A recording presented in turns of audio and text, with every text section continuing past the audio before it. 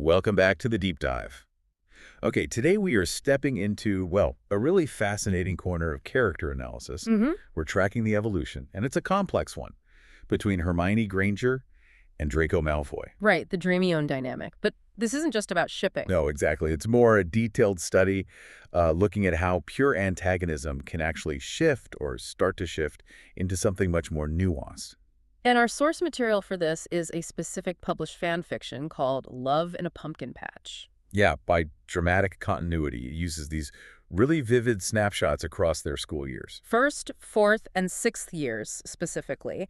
And it maps out this pretty unlikely journey between them. Summary missions, they find love in a pumpkin patch, which sounds quaint. It does, but the real meat for us, analytically speaking, is tracking how the relationship develops across those key years. So our mission for you, the listener, is to spot those critical moments. What are those points of, like, confrontation or unexpected support? Exactly. And those little flashes of vulnerability, the things that start to bridge that enormous gap between, pure ideological hatred and something else. And we should be clear, we're focusing just on these early year flashbacks from the source. Right. The full story is rated mature. It goes into an AU seventh year, mentions sacrifice, heavier themes. Graphic violence later on, I think. Yes, but we're zeroing in on the foundational stuff. How the narrative builds that potential for change piece by piece. How does it show the complexity needed to start dismantling all that ingrained prejudice? Well, I think if there's one idea to hold on to as we go through this, it's maybe this. In these really conflict-heavy dynamics, vulnerability often shows up before any real mutual understanding. Oh, interesting. Like an emotional crack appears first. Yeah, exactly. That crack often comes before they can even start to agree on anything intellectually. Yeah. So let's see if that holds up here across these 3 years. Okay, let's start at the beginning then. First year, this is foundational, setting the stage. Absolutely. This is where that ideological line gets drawn really sharply. And the catalyst is Malfoy using the word mudblood. The source describes Granger's face just crumpling, her lip trembling. It's brutal, but what's interesting narratively isn't just the cruelty, it's Malfoy's immediate internal reaction after. He feels like an idiot. Yeah. But not because he was cruel. No, because he's like waiting for her outside Hagrid's hut afterwards. The source shows us his internal conflict right there in the dark. Why then? Why frame it like that? It suggests the regret isn't really moral, is it? Not at all. It seems more strategic or maybe even aesthetic, like it wasn't smooth.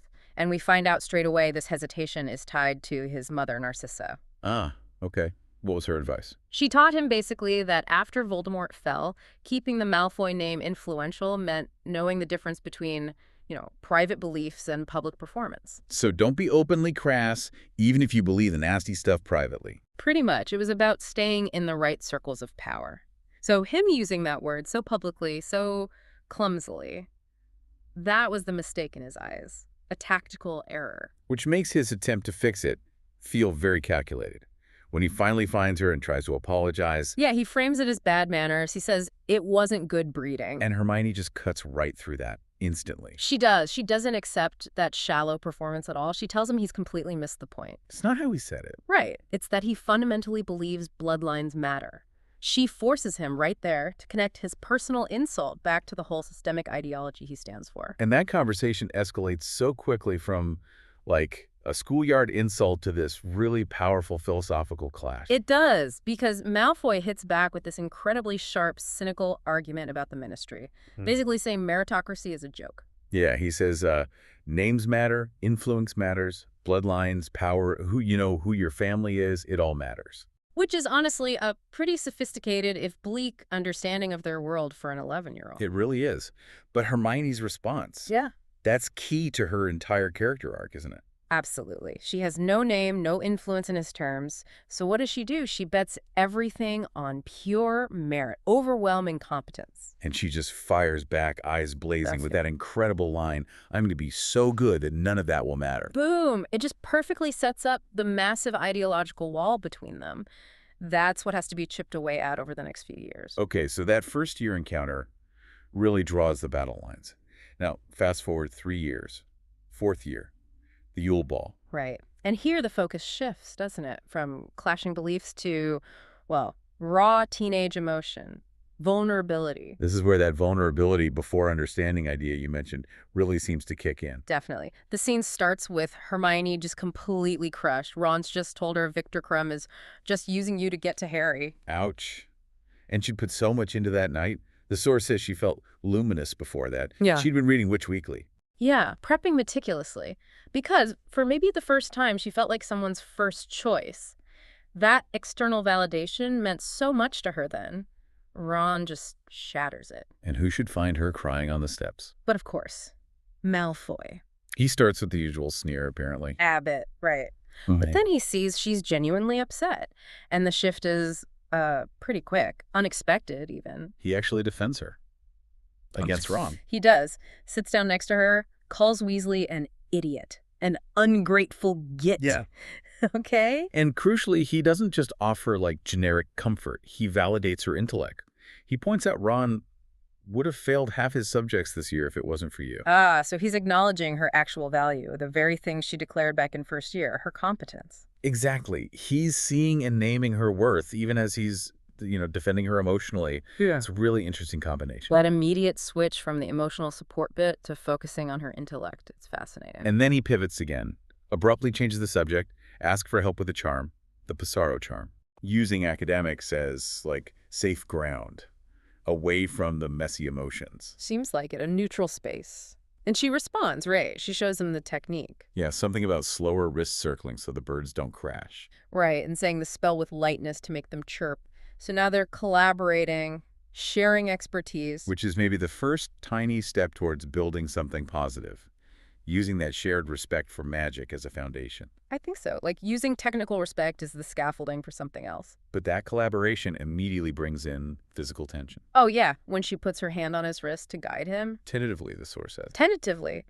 But she feels his pulse thrumming, and his reaction is instant panic. He pulls his hand back, tells her to restrain herself. Yeah, very Malfoy. So that physical awareness is suddenly there, awkwardly, uncomfortably. The vulnerability opened a door.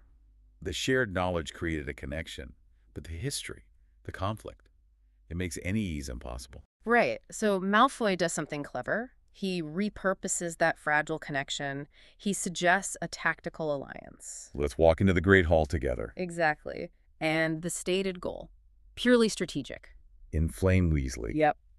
Turn their shared moment, however awkward, into a weapon against Ron. And Hermione agrees, which is kind of amazing. She sees the strategy in it. She does. She gets it. The source says she views it as an escalation equivalent to nuclear war, using their tentative connection for revenge. And then the details during that walk and dance. Noticing his posture, the smell of expensive hair products. It's a surprising admission about dance lessons from his mother. Yeah, Narcissa again. Making sure he's prepared. It shows how the political, the emotional, the physical, it's all starting to tangle together. And the result. Ron turns a pale shade of puce. Mission accomplished. Their connection at this stage is sort of sealed through calculated shared revenge. It's complicated. Very. Okay, that takes us to sixth year. And now the context is way darker. The stakes are much higher. Absolutely. We're beyond school rivalries now. It's wartime looming existential threats. And the dynamic shifts again. It moves from that kind of strategic alliance to something deeper, like unacknowledged concern. I think so, yeah.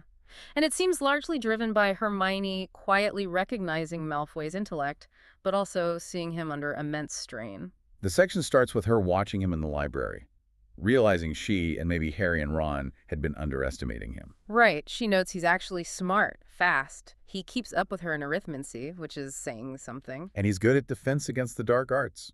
Maybe as good as Harry. She sees he's hiding his competence. So she's seeing him not just as the enemy, but as an intellectual peer who is clearly profoundly struggling. And she finds him totally distraught, pacing, muttering about technical stuff. Yeah, tandem runic architecture, trying to fix some connection, reconnect tethers, and failing. He's falling apart. And his appearance reflects that, right? The source makes a point of it. Oh, definitely. Thin, pale, worn out, purple shadows under his eyes, and his robes are disheveled. Which is described as very un-Malfoy. Exactly. That polished mask, that pure-blood composure, it's cracking under whatever pressure he's under, likely related to Voldemort's task. And her reaction. It cuts through everything, all their history. It's pure, unprompted concern. She just interrupts him. No accusation, no question even, just blunt You honesty. look like shite, Malfoy. That's the line. That honesty, stripped of all the politics, all the teenage drama, it's just one person seeing another person's pain. And then she steps forward, does something unexpected. Offers nonverbal comfort. She just pats his shoulder, tells him eat something. Such a small gesture.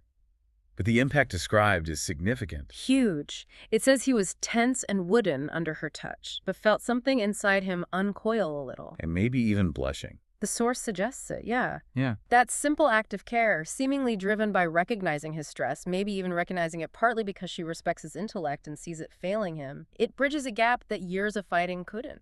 So, putting it all together, that journey across these 3 years. It's quite something. We go from that raw ideological clash and, frankly, hatred in first year. Through that weird manufactured connection for revenge, but also shared intellectual space in fourth year. Right. And culminating in this deep, unacknowledged concern and vulnerability in sixth year. So the narrative seems to be showing how proximity, especially during shared crisis, when combined with genuine intellectual respect. That's the key. It seems to be the catalyst here, yeah.